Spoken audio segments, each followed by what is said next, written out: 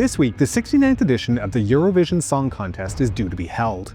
Eurovision, whether you love it, hate it, or have never heard of it, is one of the biggest international contests in the world, commanding viewership in the hundreds of millions every year. From its relatively humble beginnings as a singing contest meant to provide more broadcast material in the early days of television, to the glitz, glamour, and controversy of the present, Eurovision has not only launched the international careers of multiple artists, but also acted as a backdrop to the pan-European project, both during the Cold War and beyond. I'm your host David, and today we are going to look at the history of the Eurovision Song Contest. This is the Cold War.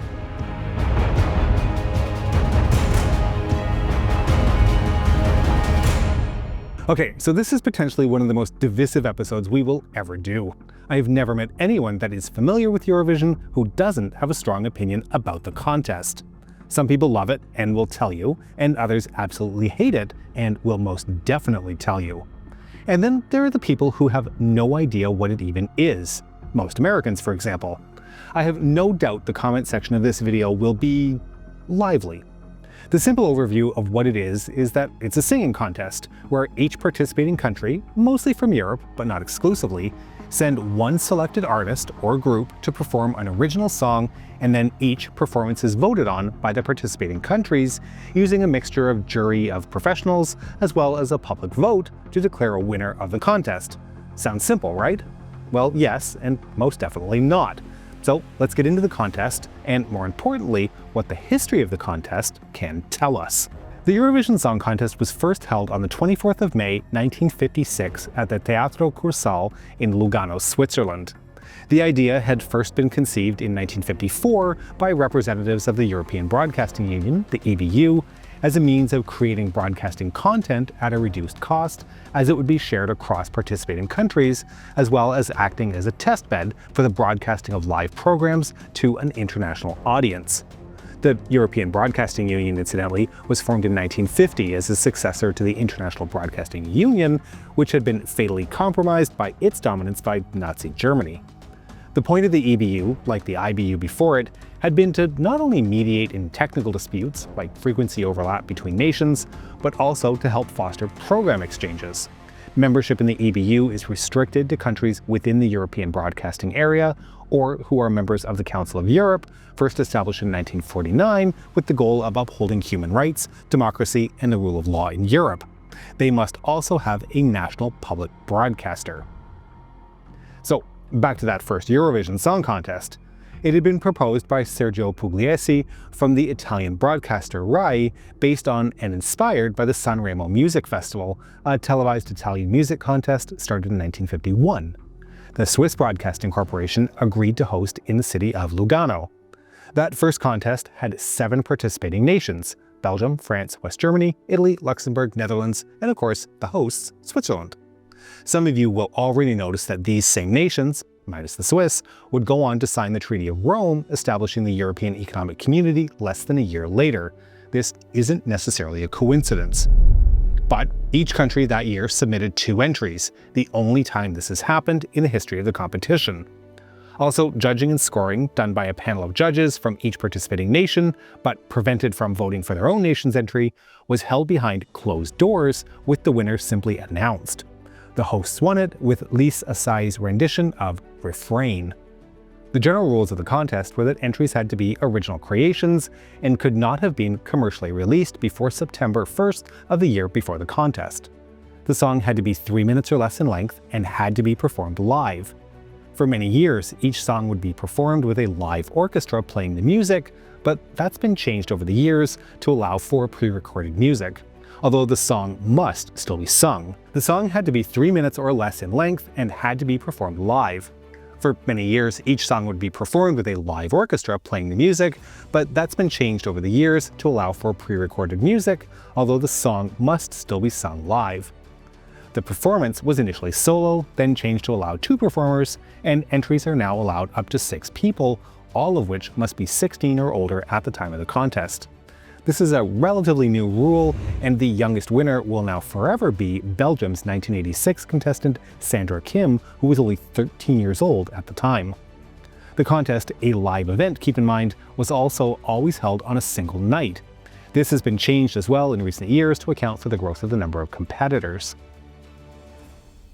Okay, so with all that established, let's go back to 1957, the second year of the contest, hosted by the West German city of Frankfurt. Several changes were made from the inaugural year and have remained a feature of the competition ever since. Each participating nation only submitted one entry, and how each of the nation's judges voted was made public so that everybody in the audience could see all of the results. 1957 also saw Austria, Denmark, and the United Kingdom participate for the first time. The third Eurovision Song Contest saw the winning country of the previous year of the Netherlands act as the host, a tradition that's remained in place, and while the UK declined to participate in 1958, Sweden was represented for the first time. The winner that year was France's submission D'Or mon amour. The third place entry, however, Italy's Nel blu di Ponto di Blu, sung by Domenico Modugno, has arguably become the bigger song, winning 2 Grammy Awards in 1959, and it remains one of the most iconic and commercially successful European songs of the decade. The song, by the way, is often simply called Volare. Over the coming years, small changes would be made each year as the contest adapted to changing technology, to changing politics, and to a changing society. For example, in 1962, ranked ballots were used for the first time. In 1964, the first substantive political protest of the contest was made when a man carrying a banner that read "Boycott Franco and Salazar" trespassed his way on stage after a performance. The following year, 1965, was the first time that the contest was broadcast to the East Bloc through the Intervision network. This included the Soviet Union. That year was notable in that the Swedish entry was sung in English. We'll talk a bit more about the language politics of Eurovision in a minute. Color broadcasting of the competition was first introduced in 1968, reflecting advancing technology, but also helping to emphasize the visual aspect of the competition. While Eurovision is centered on the music, there is a very strong case to be made that the visual spectacle of Eurovision is what really counts. Again, more on that in a minute. By 1972, Eurovision was being broadcast to countries in Asia, representing a growing commercial awareness of the contest. The following year, the first participant nation not in Europe performed when Israel's Ilanit performed a sham on stage in Luxembourg. 1974 saw what can probably be considered to be Eurovision's single greatest contribution to the course of modern popular music, when ABBA won with their performance of Waterloo. Love them or hate them, ABBA has gone on to be one of the biggest musical acts in history, with over 320 million albums sold, and that fame really kicked off in Brighton that year, making them a household name even now. You couldn't escape if you wanted to. 1985 was the first year that the contest was broadcast via satellite, allowing Iceland to view the contest live for the first time. While Iceland was a member of the EBU, its remote location prevented terrestrial transmission. The introduction of live satellite broadcasts brought the North Atlantic into the contest in real time. 1988 saw Switzerland win with a non-Swiss singer. Although it wasn't unusual to have performers represent other nations, the 1988 contest launched the international career of a French-Canadian woman, Celine Dion. As a Canadian, for that I can either say you're welcome or I'm sorry, depending if you want your heart to go on. The end of communism in Europe, starting in 1989, saw some of the most significant structural changes begin to take place in the contest as new nations joined the EBU. This included nations that had been prevented from joining and participating, like Poland, Hungary, and Romania, for example, or countries that participated as one larger country but were now independent as smaller states, like the republics that had formed Yugoslavia. And of course, the states that emerged from the collapse and dismantling of the Soviet Union also began to join and wanted to participate. We'll talk about motivations and whatnot for this shortly. The structural changes I just mentioned were modifications made to prevent the contest from running too long. This included creating a relegation system where the bottom scoring nations in that year's contest would be prevented from competing the next year. Keep in mind, since the contest was live and each entry not only had 3 minutes to perform, but also had to set up the stage for their unique performance, ensuring the contest did not drag on for hours became a critical factor, and participation had to be limited. 1997 saw a step to help this time issue when pre-recorded backing music was first allowed, thus simplifying the set change process. That was also the first year that televoting was trialed, meaning that viewers were given a direct say in who would win, or lose, the contest. How televoting worked has changed several times since its full implementation in 1998, including various mixtures of public voting, still by country, and jury voting. 2004 saw an overhaul of how participants made their way to the finals, with the semi-final format being introduced, being held over 2 nights in the week leading up to the Saturday night finale. Now, although this hasn't been a comprehensive or exhaustive list of changes made, it's hopefully enough to give you an idea of how the contest has changed over time, reflecting the changes happening in the world around the Eurovision Song Contest. But what does this mean? Well, on their own, a string of facts doesn't really mean much. So let's dig a little bit about how Eurovision reflects the realities of both Cold War and post-Cold War Europe, both politically and socially. For many, the Eurovision Song Contest, whose start in the 1950s, at approximately the same time that the project of European integration began, has been a reflection of the closer ties and bonds that were being formed at first among Western European nations, but eventually across the continent and even beyond. Dean Vuletic, one of the few authors to have written a truly academic history on the entirety of the contest, has described Eurovision as Europe's biggest election, a platform from which the aspirations of dictators and drag queens have been projected, and upon which battles between capitalists and communists, Europeanists and Eurosceptics, reactionaries and revolutionaries have played out. So let's first talk about Eurovision as a Europeanist project. For many, Eurovision's creation at almost the same time as the EEC had led to the idea for some that Eurovision was conceived as a part of the creation of a united Europe. But the original concept of the contest was really to create broadcast content that could be shared in multiple countries. It was TV filler, basically. But it was filler that caught on. People in participating countries watched, and non-participatory nations wanted to join, and did. What that ended up doing is creating transnational cultural touchpoints.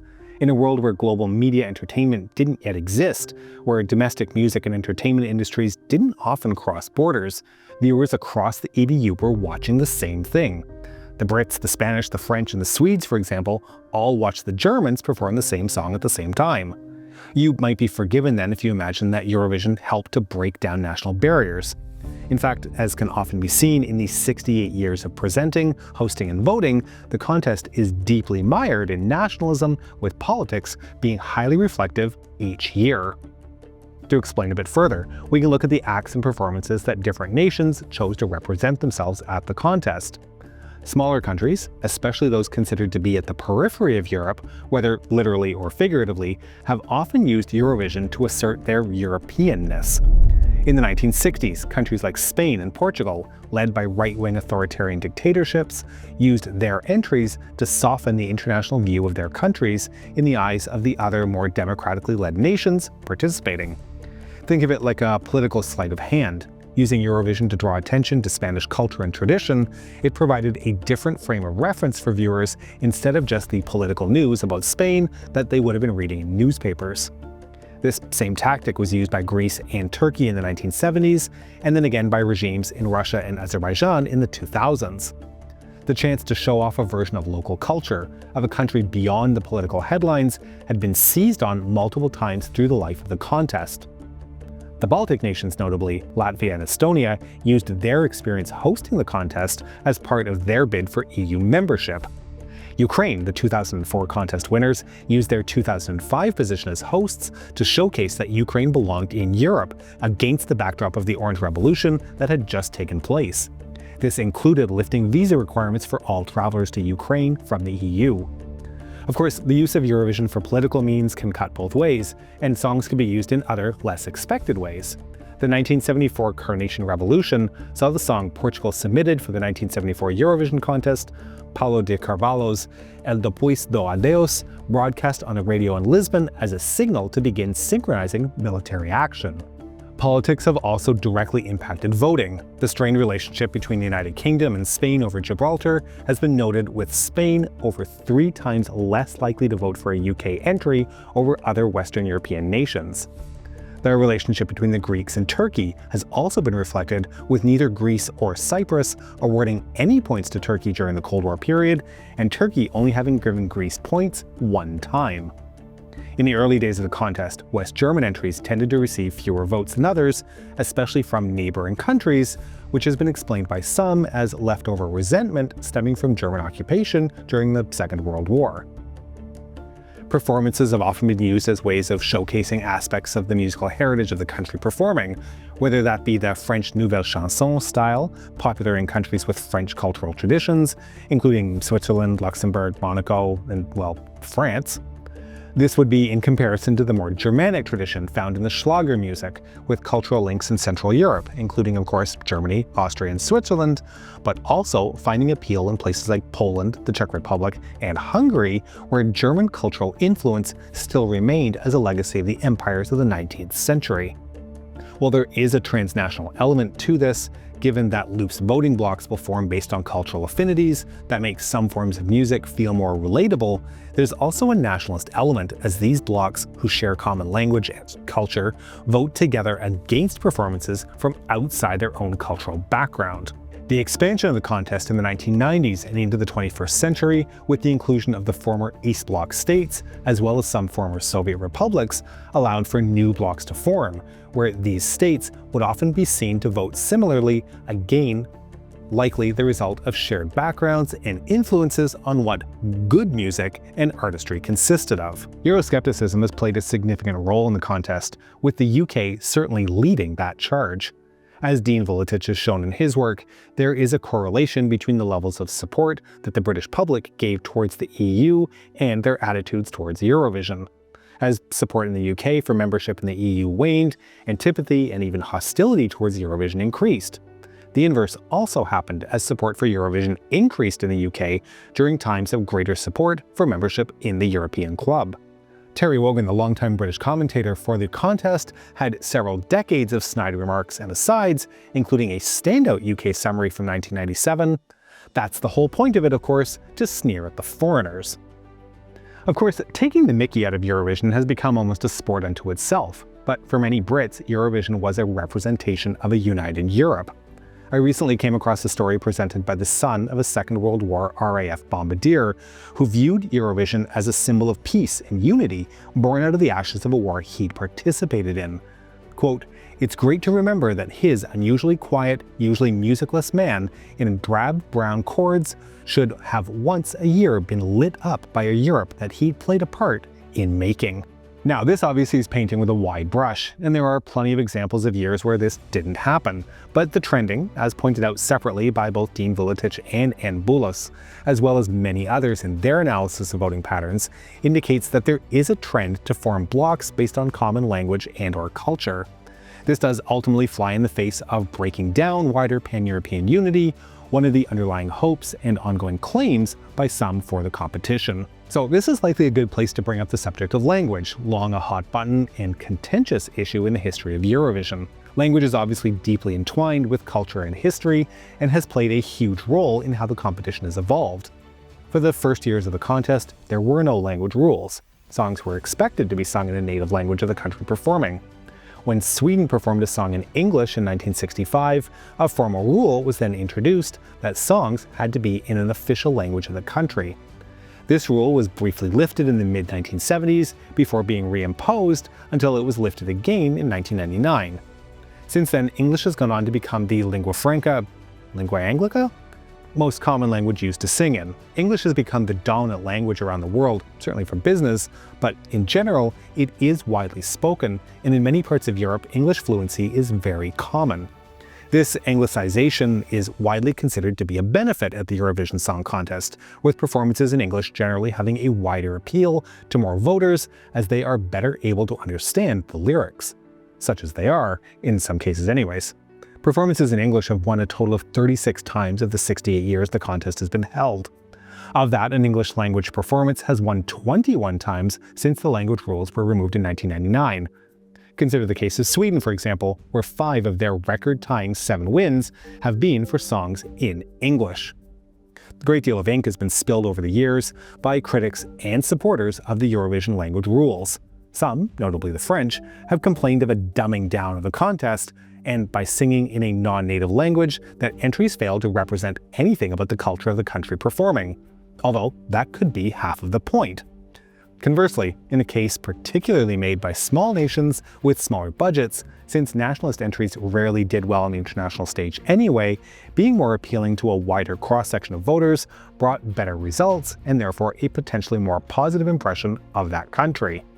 This has become especially more relevant not only as the number of states represented has increased, but with the introduction of the public vote, where the viewing audience has a direct say and impact on the results.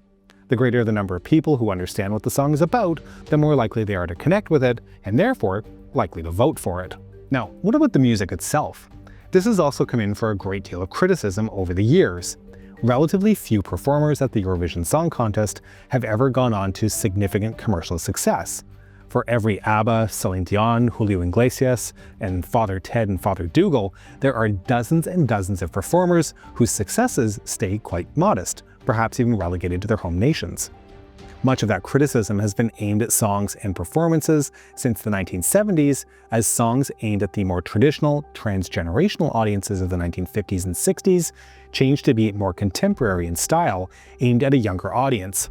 ABBA's performance of Waterloo stands out as a watershed moment, not only being sung in English, but offering a catchy, upbeat pop song, what some would call a perfect Eurovision song, or Europop.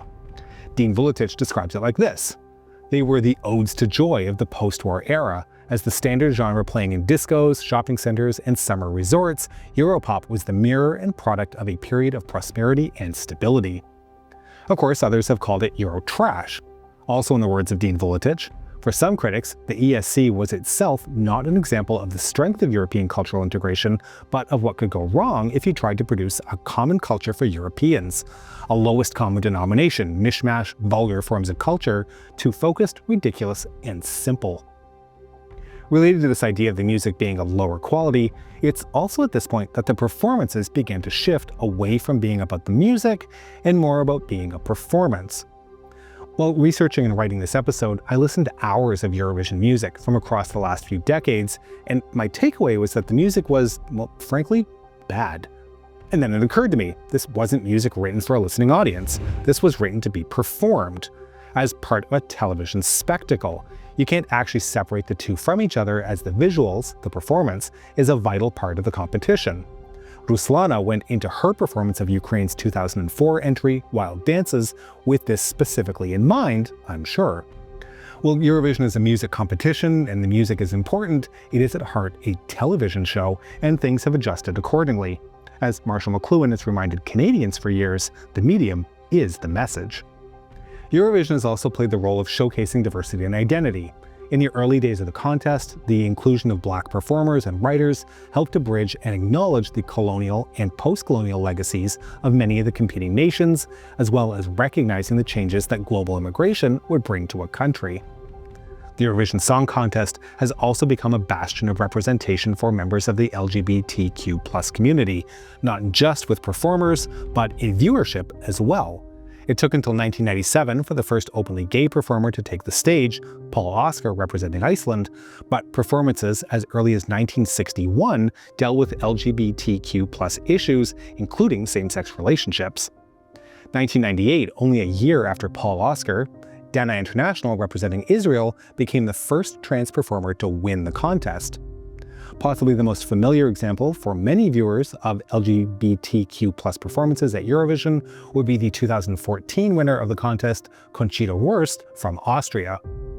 The inclusion in the contest of openly LGBTQ+ content has not come without controversy, as several nations have withdrawn from participation in Eurovision in protest, including Turkey and likely Hungary, with other nations restricting some broadcasting of the contest, including China, a huge television market.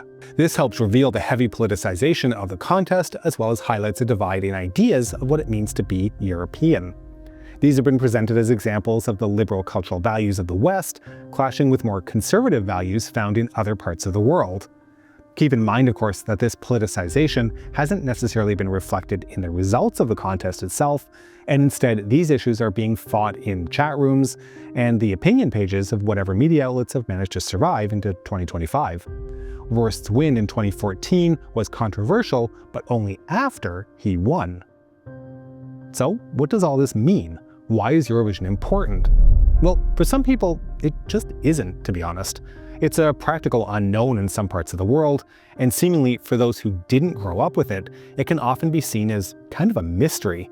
But it's a reflection of the politics and culture of Europe, and how they've changed over the decades of the Cold War and then through the post-Cold War period. It shows some of the prospective goals and ideas of European integration, the forging of a new common cultural identity, recognizing differences but with shared touchpoints. It also highlights the gaps based on political, historical, and cultural differences, as well as desires for many to remain distinct from one another. With anywhere between 150 and 200 million viewers each year, we can think of Eurovision as an analytical lens that can be used to measure the health and strength of European integration. As the world order is changing in 2025 and new economic and political lines and connections are being drawn, as a Canadian, I am going to sit down this week and watch Eurovision 2025, coming from Basel, Switzerland. Perhaps in future years Canada will even compete, but in the meantime, I will satisfy my curiosity towards the contest by watching and trying to get into the spectacle of it all. Some of you will be yelling at me by now that I haven't even mentioned the Cold War era East Bloc competitions broadcast on Intervision. I am actively aware of those, but let's see how this episode does, and if there's interest, we will look at the topic. Leave a comment to let us know. We hope you've enjoyed this episode, and to make sure you don't miss our future work, please make sure you subscribe to our channel and have pressed the bell button, which is currently locked in a room with another bell button trying to come up with its own Eurovision song entry that isn't about a lovely horse. Who am I kidding? That song would probably win. Please consider supporting us on Patreon at patreon.com/thecoldwar or through YouTube membership. We can be reached via email at thecoldwarchannel@gmail.com. This is The Cold War Channel, and as we think about the Cold War, please remember that history is shades of gray and rarely black and white.